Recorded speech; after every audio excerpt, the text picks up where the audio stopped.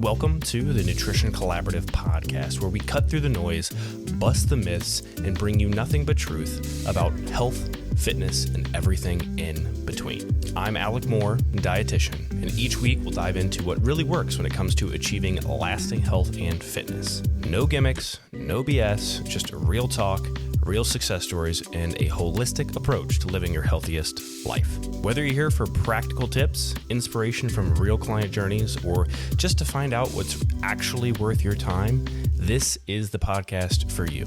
Let's break it down, get empowered, and focus on what truly matters for your health.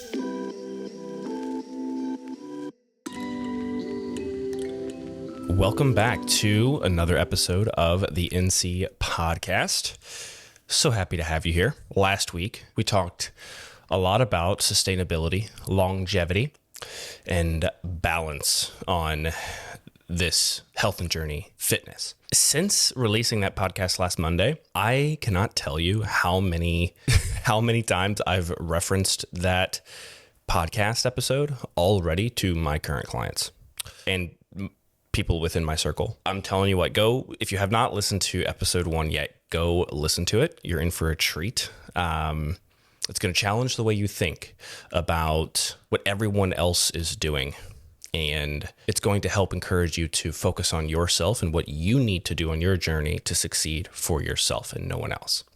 So if you haven't yet, go take a listen. For today, we're going to go ahead and dive into episode number 2. This one, we're going to be talking a lot about breaking the norms of society and breaking the norms of the workplace as well. What do I mean by breaking the norms? Well, let's review a couple to start. Currently an issue. The first one that comes to mind is just the sedentary lifestyle that the workplace brings. In addition to the sedentary work environments, we also have high-calorie snack options available for employees in the workplace. Vending machines, think of them, right? It's always, candy bars and chips and Cheez-Its and Coke. So right now we have two things going. We have the sedentary workplace environment and we have high-calorie snack options available to those working sedentary roles. We also have common events, lunch and learns. We have luncheons, potlucks, things like that in the workplace. And not a lot of breaks throughout the day for movement or for stress management and other health considerations. So those are the main ones within the workplace setting. There's also a lot of people I work with that have a lot of happy hours. Business-related happy hours or corporate-related happy hours. So alcohol as well. So we're looking at high-calorie intakes from luncheons, potlucks, get-togethers, breakfasts for the conference room, vending machines with high-calorie snacks in a sedentary workplace setting with limited breaks. It is very difficult to manage your health and fitness and build a family under those conditions and sustain a body weight that you like and enjoy and can sustain good health at. It is very difficult. So we have to break those norms. Here's something you could offer if you're just an employee and you're not a leader or part of a leadership in your workplace setting. You could talk to leadership. You could talk about walking meetings, some walking meetings. You could start advocating for healthier snacks in the workplace. If they're going to provide something, well, they're spending the money on it anyways. So why not make it an abundance of health versus an abundance of ultra-processed, calorically rich, lack of nutrient-dense foods? So walking meetings are great. What else is great? Talking to leadership and trying to advocate for healthier snack options. When doing luncheons, instead of just relying on the fastest, most convenient thing that might not be the healthiest for everybody, is trying to find a middle ground between what the budget and the nutrient density of the meal. I also think it's important to incorporate more breaks in the day, even if it's 5 minutes, for so many reasons, for postural reasons, for blood pressure reasons. Just those two things alone, just a 5-minute break every hour or two, plus and movement and mobility and just moving the neck around and stuff like that is profound. Just seeing the sun, you could take a 10-minute break, 2 minutes walking outside, you have 8 minutes left, 4 minutes sitting in the sun, a couple minutes stretching, a couple minutes walking back in. That once or twice a day, every day in a setting like that is so profound for health and can lead to better outcomes in terms of performance at work and then health outcomes in the long run for that individual. So it's the best of both worlds for both the company or the employer and the employee. And I know I keep hammering like the norms of the workplace, but many of you listening work in a workplace, right? We live in America here. So it will require action unless you just show up every day and whatever they serve you is what they serve you. No breaks, no walking allowed, no walking meetings, right? And then you just get high blood pressure over the years, gain weight over the years, lack confidence over the years. And it's just not ideal for the long term. But it is very normal, right? I mean, take a look around at all your friends, family members, and coworkers. What are they doing? They have to get up super early to get their movement in, and then they go sit all day, and then they finally get some time with their families. It's just quote unquote the norm. It's how we got here. But we have to break that norm if we want to change the norms of society in America right now, which is at NC, my goal and our goal, point blank period. So another thing with the workplace is a lot of times, productivity is measured at the desk or being at the desk, forcing you to be sedentary. If you're on some sort of health committee or health initiative or wellness program or anything of that nature, or simply just wanting your workplace environment to be a little bit healthier, it might be worth it to invest in standing desks, or walking pads under desks. Obviously, if you have that for every single employee, that can get very, very expensive, but you could always have a room filled with maybe just a couple of them, and then they're free for all. You could have eight, 8 to 20 of them in a room, desks or standing desks with walking pads under them, and your employees can go take breaks from their seated desk to go to those for 30 minutes a day or intervals throughout the day.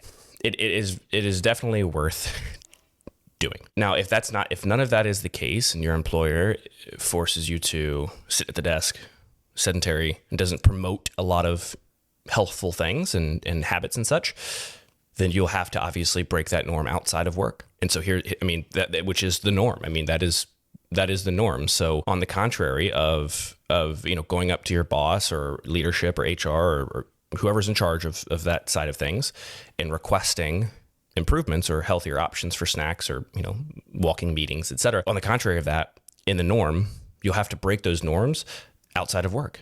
So you'll have to break the norm of waking up 5 minutes before you got to be at work and getting up a little early to get your movement in. You have to break the norms of as soon as you get off work, sitting on the couch and decompressing for an hour and go straight to the gym. You'll have to, there will be sacrifices or the breaking of the norms, so to speak, outside of the workplace environment, if the workplace environment is not going to work with you on the previous things I've discussed. So let's dive into the alcohol at the happy hours and such. And we'll just say outings. Technically, you don't really need to take this just for the workplace. I guess this could be a little bit more on the just general society side of things. But when you go to a happy hour, do you always have to drink? If you do you always have to have 6 drinks? Just because you're getting a deal on it, does it mean that that you're missing out if you don't partake? I don't think so.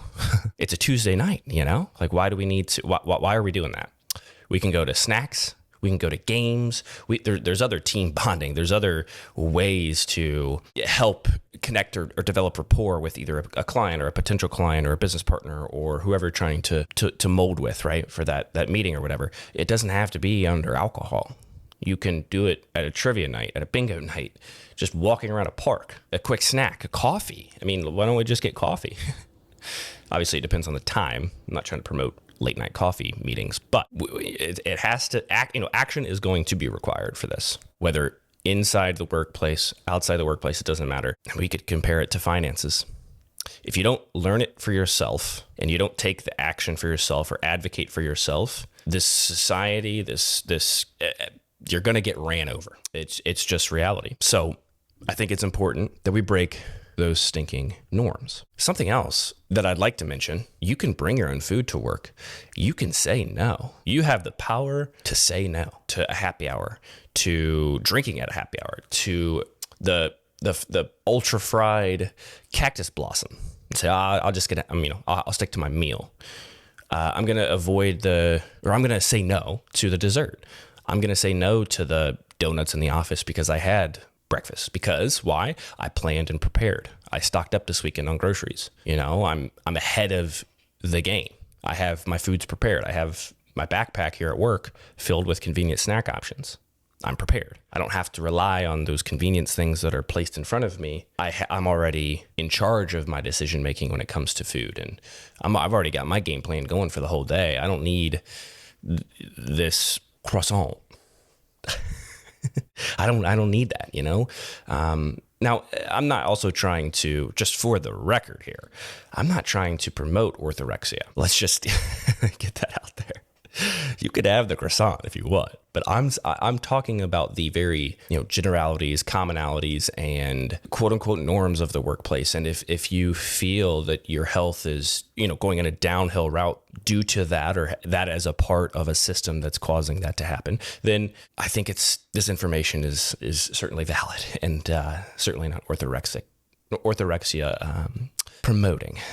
I'll say, if you want the croissant, you can have it. If you want the donut, you can have it. But you are allowed to say no if you don't truly want it, if you don't feel like you need it at that time. And just because it's free, just because it's there, doesn't mean you have to have it. Now, as a society, we've been taught, or it's just kind of been developed over time, that we need those things as soon as we see them.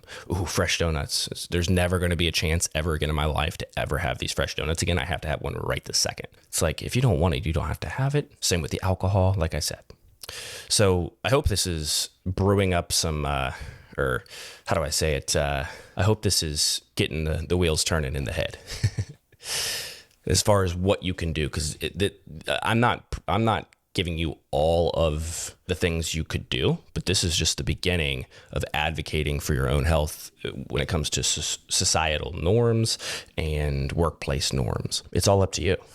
No one's forcing you to eat this or that. No one's forcing you to drink this or that. You could save money that way. You can save a lot of calories that way if that's what you're looking to do. Now, let's talk a little bit more about, let's give some ideas. Ooh, I like this. The norms of, am I eating because something is in front of me or because I'm hungry? Simply asking ourselves that question can be very helpful. So I guess to recap that segment, it's truly, coming from a dietitian, it is okay to break those norms and not try to fit in with what the others are doing because it's just the norm. It is okay to carve your own path, advocate for yourself, and make those choices and decisions based on what you want. Don't feel shame or bad because you didn't bring, or you didn't consume Becky's grandma's special dessert. Oh, she made it just for you. She wanted you to really try it. You don't have to feel guilty for not trying it because you just didn't want it, or your tummy ached, or you just ate and you were full. You shouldn't have to feel guilty or bad about that. So that's another thing I really wanted to mention in this segment. We can go back to alcohol a little bit. If you're out with friends, it's almost, and they're drinking, or you're at an event, or you're at a happy hour, it is almost expected of you to drink, and there's pressure because everyone's asking you, why aren't you drinking? Why aren't you drinking? Why aren't you drinking? Oh, come on, it's just this. Well, it's a Tuesday night. Oh, it's okay. We don't have our first meeting till 11 a.m. tomorrow morning. I don't want it. Oh, come on, it's right. We've all been there. We've all heard that. Again, you don't have to feel guilty for saying no. It is okay. It is okay to break those norms. And something I usually find pretty fascinating about the breaking of the norms, whether it be for someone just, in society or specifically in the workplace. If you've ever noticed those people who are doing this and practicing this, they almost have a sense of leadership just through that, because people around them look up to them for making those choices and being not afraid to break the norms. They're almost like, oh, holy cow, I see you doing that and making your own decisions and not doing what everybody else is doing or expecting of you to do. I kind of like that. I'm influenced by that. I'm led by that. If you're on the fence, or if you're thinking of trying to make some changes in the workplace and such, maybe you should. And maybe you'll become a leader in your workplace for said thing, or a role model for said thing in society. You can either work in that workplace setting for 40 some years, do the same thing every day and every week, say yes to all the alcohol, say yes to all the high calorie snacks, never advocate for walking meetings or more ergonomic desks or standing desks or a walking pad under a desk or a treadmill at work. You can do that. But look at the norms of society right now in America and let me know if that seems like what's working. Let me know if that's conducive to your healthiest life. Chronic disease prevention, living a long, abundant senior citizen life, being around for your grandkids, your great grandkids, being present for them in their life. That's what it's going to take, is breaking the norms. Because right now the norms are just not in a good place. And look what it's leading to. Look at the statistics on health in this country. We'll leave it there for episode 2 of the NC podcast, breaking the norms in society and in the workplace setting. To recap, advocate for yourself just out in society, in the workplace. Don't be afraid to speak up. Don't be afraid to do what is quote unquote not normal or the opposite of what everyone else is doing, because you might get judged or talked about. Reach out to leadership in your workplace for walking meetings, better snack options, better options for luncheons. Maybe even set up some criteria that certain meals have to make for them to even be approved in the workplace. Snack options that have to be approved in the workplace. That can't just be M&M's, Skittles, and Cheez-Its. It's not conducive to our best productivity, performance, longevity, and you name it. I will see you next week for episode 3, where we dive into the differences between a dietitian, a nutritionist, and a nutrition coach. So you're not going to want to miss that. Thanks for tuning in, and I'll see you next week.